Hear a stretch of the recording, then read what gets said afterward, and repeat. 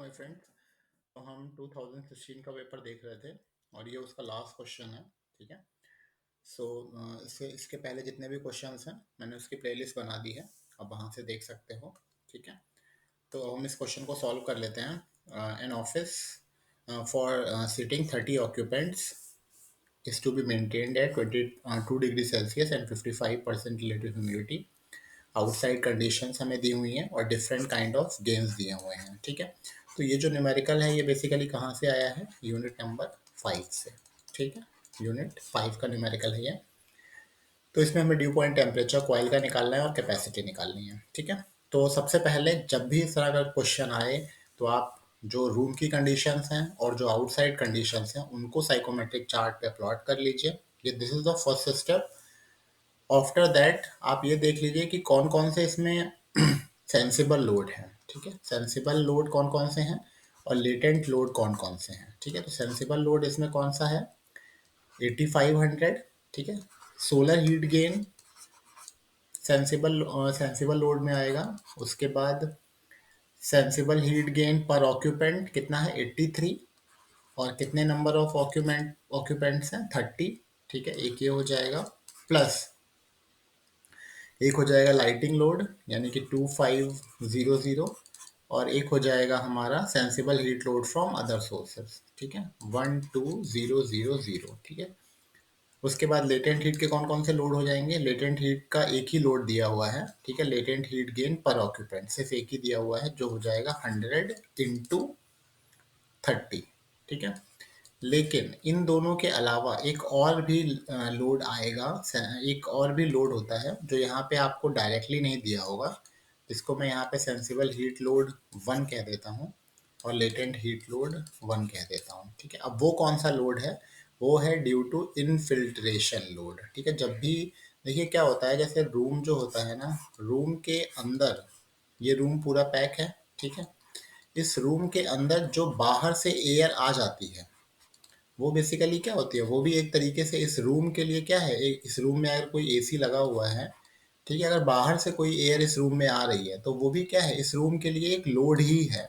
ठीक है। सिस्टम को वर्क करना पड़ेगा उस लोड को कंज्यूम करने के लिए। ठीक है। सपोज आपने कई बार देखा भी होगा, आपका रेफ्रिजरेटर अगर बंद है, ठीक है, रेफ्रिजरेटर बंद है मतलब रेफ्रिजरेटर बंद है मतलब काफ़ी समय से आप आपने रेफ्रिजरेटर का डोर जो है वो ओपन नहीं किया है और कंप्रेसर उसका स्टॉप हो गया है वर्क करना। ठीक है।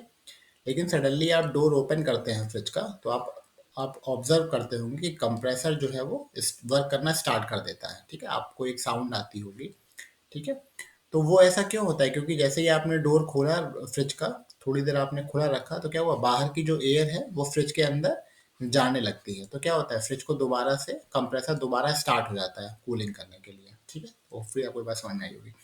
तो इनफिल्ट्रेशन लोड कितना है यहाँ पे? 15 मीटर क्यूब पर मिनट। अब इनफिल्ट्रेशन लोड जो होता है, इनफिल्ट्रेशन एयर जो होती है वो दो तरह की लोड देती है, एक सेंसिबल लोड भी देती है और एक लेटेंट हीट भी लोड भी देती है। ठीक है।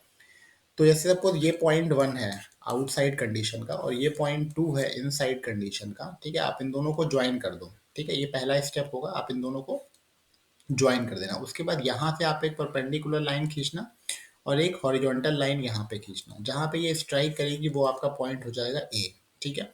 फिर उसके बाद आप इसके सामने एंथैल्पी देख लेना। सपोज ये एंथैल्पी एच ए है, ये एंथैल्पी H1 है और ये एंथैल्पी H2 है। ठीक है। तो जो लेटेंट हीट लोड होगा वो किसके बराबर हो जाएगा? m dot H1 minus H A. ठीक है। और जो सेंसिबल हीट लोड हो जाएगा वो हो जाएगा m dot H A minus H2। ठीक है। बात समझ में आ गई। और m डॉट कैसे निकालेंगे? m डॉट जब भी आपको निकालना हो तो इनफिल्ट्रेशन m डॉट बेसिकली क्या हो जाएगा? m डॉट हो जाएगा ये जो एयर है 15 divide by mu specific volume. और ये स्पेसिफिक वॉल्यूम कहाँ से मिलेगा आपको? पॉइंट 1 के करस्पॉन्डिंग आपको स्पेसिफिक वॉल्यूम देखना होगा। ठीक है। तो हम हमारा लोड ये जो है ये कैलकुलेट कर लेते हैं, सेंसिबल लोड कैलकुलेट कर लेते हैं। तो अब ये इजी है और नेक्स्ट स्लाइड पे देखते हैं। ठीक है। तो हमारी जो इनलेट की कंडीशन क्या दे रखी हैं? 36 और 27। अगर आपके एग्जाम में ये न्यूमेरिकल आए और अगर आप करना चाहते हो तो सबसे पहले आप इसी न्यूमेरिकल को अटेम्प्ट करिएगा। ठीक है। क्योंकि क्या होता है कि जब सुबह से जब हम एकदम पेपर देने जाते हैं तो हमारा माइंड फ्रेश होता है, हम इस तरह के क्वेश्चंस को इजीली कर लेते हैं। ठीक है, और इसमें आप बस स्टेप्स ध्यान रखिए। ठीक है, आप अपने साइकोमेट्रिक चार्ट पे जो भी ये कंडीशंस हैं इनको आपको प्लॉट करना है। आप उसको थोड़ा सब पढ़ के समझिए कि एक ऑफिस है, ठीक है, उसकी कंडीशन दे रखी है और आउटडोर कंडीशन दे रखी है। ठीक है, तो जब आप थोड़ा सा उसको समझेंगे, थोड़ा सा उसको आप फील करेंगे तो आप उस प्रॉब्लम को कर पाएंगे। ठीक है, मतलब ओके, तो हम सबसे पहले 36 की लाइन खींचेंगे और 27 की खींचेंगे। ठीक है, अगर आपको नहीं बन रहा है तो फिर आप इस क्वेश्चन को लास्ट में अटेम्प्ट करिए। तो आप एटलीस्ट अगर इसको साइकोमेट्रिक चार्ट पे थोड़ा बहुत प्लॉट करके आएंगे, थोड़ी बहुत वैल्यूज लिख के आएंगे ना, तो भी एग्जामिनर को लगेगा कि हाँ ठीक है, आपने थोड़ा सा पढ़ा है, तो वो आपको कुछ मार्क्स दे देगा। ठीक है, तो ये 30 हो जाएगा, ये 29, ये 28 और ये 27। ठीक है, तो आप एटलीस्ट इतना तो कर ही सकते हैं कि आप 30 इसको प्लॉट कर दें, 22 और 55 को प्लॉट कर दें। ठीक है, 22 का ये लाइन रहेगा और 55% कहाँ पे लाई करेगा, ये 50 है और ये 60 है, तो इन दोनों के बीच में कहीं पे लाई करेगा। ठीक है, ठीक है, तो आप ये दोनों पॉइंट्स लाइक मार्क कर दीजिएगा। इसके बाद मैंने क्या बताया था, आप यहाँ से एक वर्टिकल लाइन और यहाँ से एक हॉरिजॉन्टल लाइन, तो ये वर्टिकल लाइन तो खींची हुई है, आपको यहाँ से एक हॉरिजॉन्टल लाइन और खींचनी है। ठीक है, खींचनी हमने एक हॉरिजॉन्टल लाइन, तो यहाँ से हमें क्या मिल जाएगा, हमारा पॉइंट ए मिल जाएगा। ठीक है, तो मैं इसको लिख देता हूँ यहाँ पे।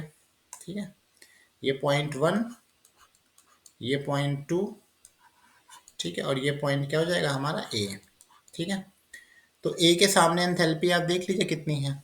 ठीक है, हम दोबारा से लाइन ड्रॉ कर लेते हैं और एंथैल्पी को भी देख लेते हैं। ठीक है, मैं अलग कलर को यूज़ कर लेता हूँ। आप यहाँ से एक लाइन ड्रॉ कर लीजिए हॉरिजॉन्टली और देखिए कि एंथैल्पी जो है वो कहाँ पे लाई कर रही है। ठीक है, थोड़ा बहुत अंतर आ सकता है, उससे कोई दिक्कत नहीं है। ठीक है, जैसे मेरे को 60 लग रहा है, तो अगर आपकी भी 60 आ रही है तो अच्छी है, नहीं तो अगर आपका थोड़ा चेंज आ रहा है तो उसमें इतना कोई मतलब परेशान होने वाली बात नहीं है। ठीक है, तो मेरा तो ये 60 आ रहा था। ठीक है, तो एच ए मेरा 60 हो जाएगा। एच वन कितना आ जाएगा, आप यहाँ से देख लीजिए। ठीक है, यहाँ से एक हॉरिजॉन्टल लाइन खींच लीजिए, ये हो जाएगा 85। ठीक है, और एच टू कितना हो जाएगा, ठीक है, एच टू हो जाएगा हमारा ये वाला। ठीक है, ये 45। ठीक है, तो हमें सारी एंथैल्पी मिल गई, एच वन, एच ए। ठीक है, एच वन कितना मिल जाएगा हमें, एक मिनट। ठीक है, तो एच वन कितना हो गया हमारा 85, एच ए कितना हो गया हमारा 60 और एच टू हमारा कितना हो गया 45। ठीक है, यूनिट्स आप ध्यान रखिएगा, किलो जूल पर केजी, किलो जूल पर केजी, और यहाँ पे भी किलो जूल पर केजी। ठीक है, वी वन देख लेते हैं। ये वाला जो पॉइंट है कौन सी लाइन के बीच में लाई कर रहा है, ये 0.92 है। ठीक है, आपको दिख रहा होगा। ठीक है, मैं आपको थोड़ा जूम कर देता हूँ, ये देखिए, ये 0.92 है, ये 0.90 है, तो आप इसको 0.902 मान सकते हैं। ठीक है, तो V1 कितना हो जाएगा आपका V1 कितना हो जाएगा 0.902। ठीक है, यूनिट क्या होगी इसकी, मीटर क्यूब पर केजी। ठीक है, तो हम यहाँ पे रख देते हैं, ये कितना है 0.902, इसको आप सॉल्व कर लीजिए तो आपको मास फ्लो रेट मिल जाएगा। ठीक है, तो अब हम डायरेक्टली यहाँ पे रख देते हैं, सेंसिबल हीट हम निकाल लेते हैं, सेंसिबल हीट 1 और लेटेंट हीट 1। ठीक है, तो मैं इसको थोड़ा सा डिलीट कर देता हूँ ताकि आपको और अच्छे से समझ में आए। ठीक है,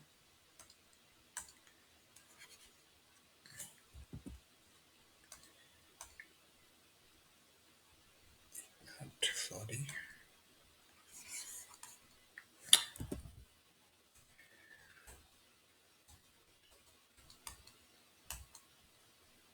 ठीक है, शायद अब इसका डिलीट नहीं है, छोड़ देते हैं, ऐसे ही करते हैं। ठीक है, तो एम डॉट की वैल्यू हम रख लेते हैं, एम डॉट कितना है 15/0.92।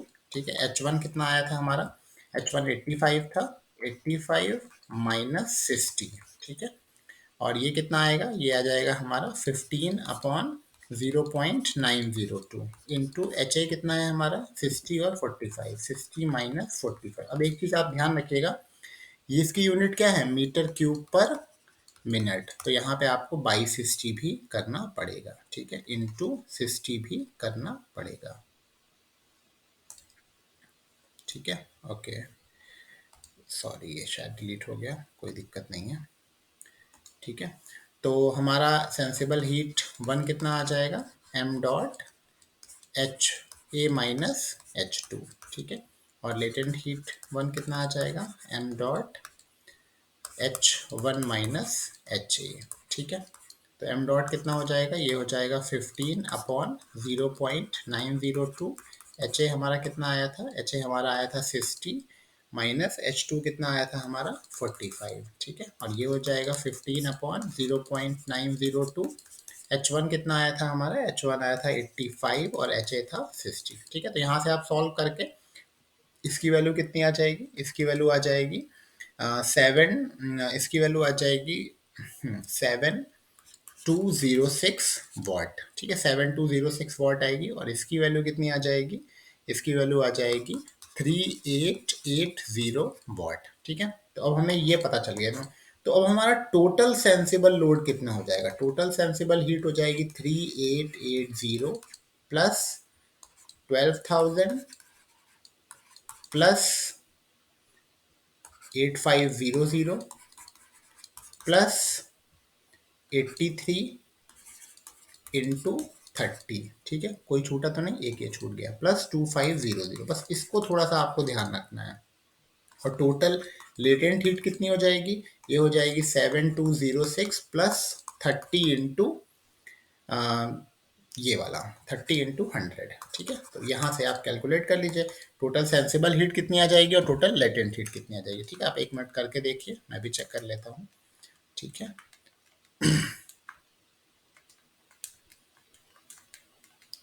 ठीक है, तो ये आ जाएगा आपका 29370 वॉट, और ये कितना आ जाएगा 7206 प्लस 30 इंटू 100। ठीक है, तो ये आ जाएगा 10206। ठीक है, तो इस सवाल को देख के आपने इतनी चीजें निकाल ली। ठीक है, अब इसके बाद हमें क्या करना है, हमें निकालना पड़ेगा रूम सेंसिबल हीट फैक्टर। ठीक है, ये कितना हो जाएगा, ये हो जाएगा T S H divide by T S H plus T L H. ठीक है, मतलब इसको मैं अलग कलर से लिख देता हूँ।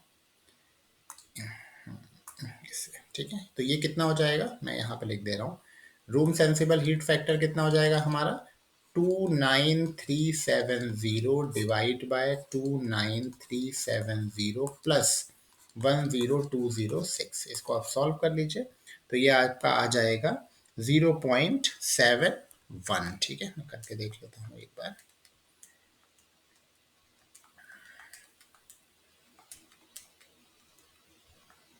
ठीक है, ये आ जाएगा 0.74।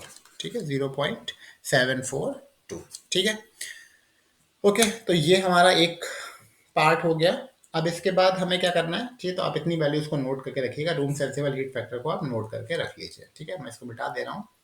ठीक है, अब हम क्या करते हैं, हम इस पे वापस से अपने कर्व पे चलते हैं। हमारी कंडीशंस क्या थी, 36 डिग्री सेल्सियस, 1 मिनट, 36 और 27, और आउटडोर कंडीशन क्या थी 22 और 55, 22 डिग्री सेल्सियस एंड 55%। ठीक है, तो हम फिर से इसको यहाँ पे प्लॉट कर लेते हैं। ठीक है, सबसे पहला पॉइंट कौन सा है, 36 और 27, 36 और 27, तो 27 ये 30 है, ये 29, 28 और ये 27। ठीक है, तो ये यहाँ कहीं पे लाइक करेगा। ठीक है, पिछली बार ड्रॉ किया था तो वो मिट गया हमारा। 22 और 5, ये हो जाएगा 22 और ये हो जाएगा 55। ठीक है, इस पॉइंट पे। ठीक है, ठीक है, ये दोनों पॉइंट हो गए हमारे।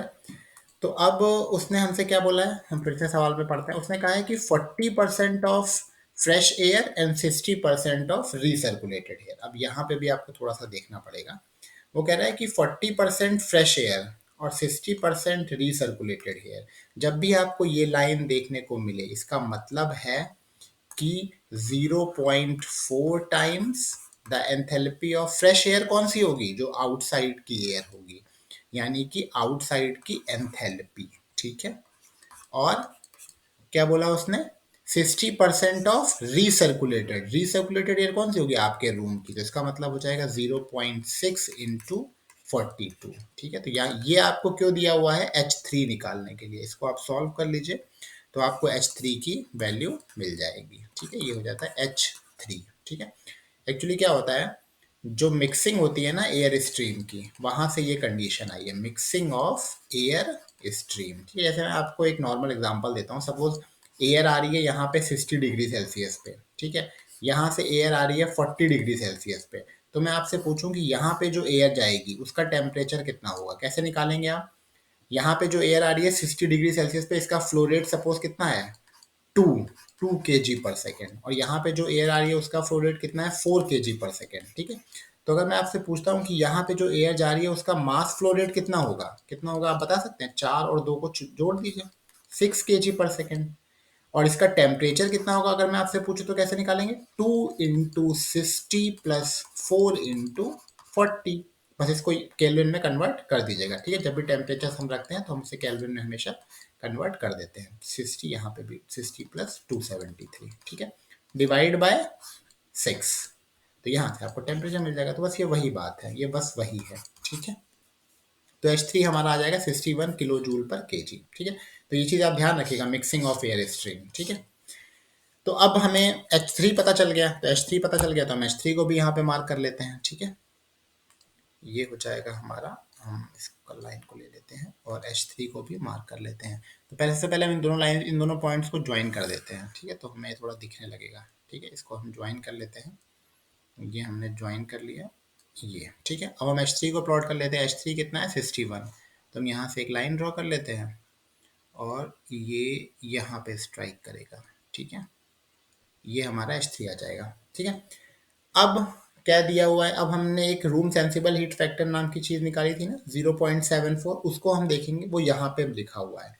और जब भी हमें room sensible heat factor plot करना होता है तो हम किसको यूज़ करते हैं, हम यूज़ करते हैं अलाइनमेंट सर्किल को। कुछ चीज़ें आप एकदम ध्यान रखिए, जब भी रूम सेंसिबल हीट फैक्टर को हमें प्लॉट करना होगा तो हम किसको यूज़ करेंगे, अलाइनमेंट सर्किल को, अलाइनमेंट सर्किल। और अलाइनमेंट सर्किल कहाँ पे लाई करता है, एकदम आप ध्यान रखिए, 26 डिग्री सेल्सियस और 50% रिलेटिव ह्यूमिडिटी। ठीक है, तो सबसे पहले आप अलाइनमेंट सर्किल बना लीजिए। कुछ आप साइकोमेट्रिक चार्ट्स देखेंगे तो उसके ऊपर अलाइनमेंट सर्किल पहले से बना भी रहता है। ठीक है, तो अगर आपको वो वाला चार्ट मिल जाए तो बहुत अच्छी बात है, आपको अलाइनमेंट सर्किल बनाना नहीं पड़ेगा, वरना आप डायरेक्टली बना लीजिए, कोई दिक्कत नहीं है। ठीक है, ये 26 और ये 50। ठीक है, ये हमने प्लॉट कर लिया, ये अलाइनमेंट सर्किल हो जाएगा। तो जब भी रूम सेंसिबल हीट फैक्टर को आपको ज्वाइन करना हो तो हमेशा अलाइनमेंट सर्किल से ही ज्वाइन किया जाता है। इसको आप यहाँ से ज्वाइन कर लीजिए। ठीक है, अब आपको क्या करना पड़ेगा, अब आपको एक लाइन ड्रॉ करनी है पॉइंट 2 से जो पैरेलल हो इसी लाइन के। ठीक है, तो आपको अगर इसे ड्रॉ करनी है तो आप इसे ऐसे ड्रॉ कर सकते हैं, इसको थोड़ा सा और एक्सटेंड कर लीजिए आगे की तरफ। ठीक है, और फिर आप इस लाइन को इसके पैरेलल में ही ड्रॉ कर दीजिए। ठीक है, ये इतनी पैरेलल देखी नहीं आई है। जब आप इसे ड्रॉ करिएगा एग्जाम में तो आप रूलर स्केल से ड्रॉ करिएगा। ठीक है, इसके ऊपर स्केल रखिएगा, उसे नीचे की तरफ मूव करिएगा, ड्रॉ कर लेंगे। ठीक है, मैं थोड़ा सा और इसको कोशिश करता हूँ और ज़्यादा पैरेलल बनाने की। ठीक है, ताकि ये और पैरेलल दिखे।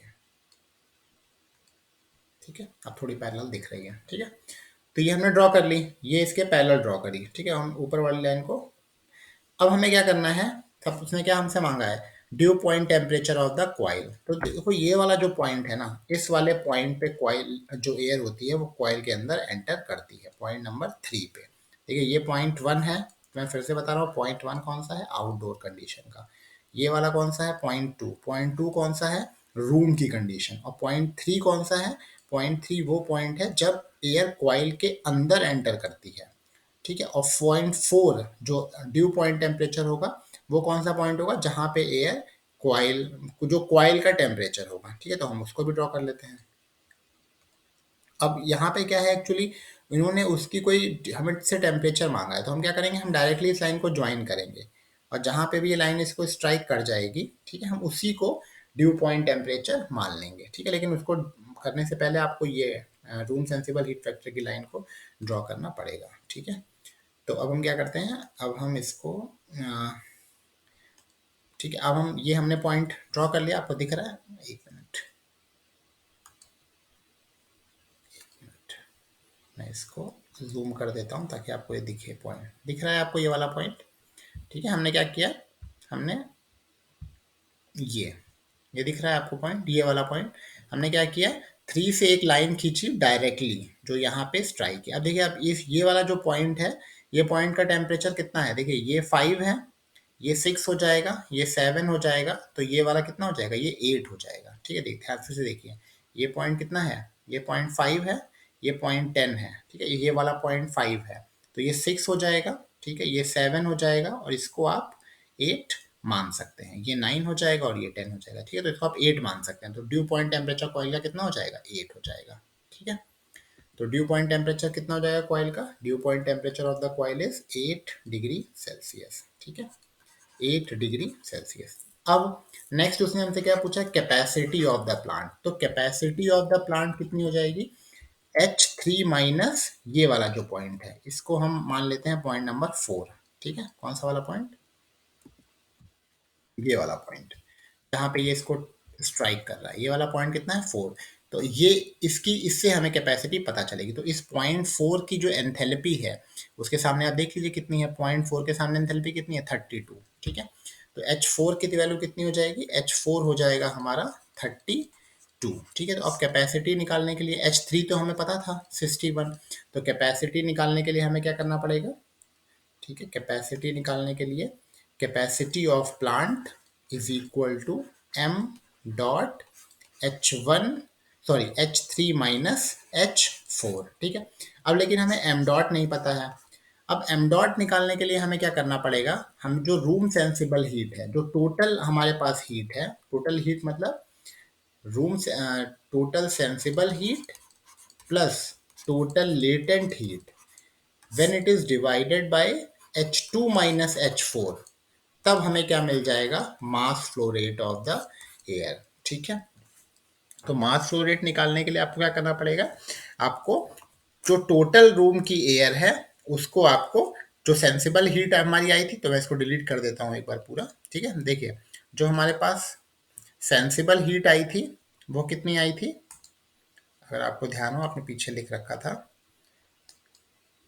जो सेंसिबल हीट हमारी आई थी, वो आई थी 29.3 किलोवाट। ठीक है, और जो लेटेंट हीट आई थी, वो कितनी आई थी हमारी, वो आई थी हमारी 10.2 किलोवाट। ठीक है, तो ये टोटल हीट है, ये टोटल इतनी हीट रूम के अंदर जनरेट हो रही है। तो इतनी हीट अगर हमें कूल करना है, तो बेसिकली ये क्या हो जाएगा, total heat is equal to mass flow rate multiplied by H2 minus H4। ठीक है, ठीक है, H2 रूम की कंडीशन है, और 4 किसकी कंडीशन है, कॉइल के एग्जिट की। तो बेसिकली जो कूलिंग हो रही है, वो कहाँ हो रही है, इसी इसी को तो कूल कर रहे हैं, जो हीट बेसिकली, ये जो 4 है, जो एयर हीट हो रही है, वो बेसिकली इसी लाइन पे हीट हो रही है। ठीक है, तो हमें H2 पे एंथैल्पी पता है कितनी है, 45। H4 पे हमने एंथैल्पी लिख ली 32।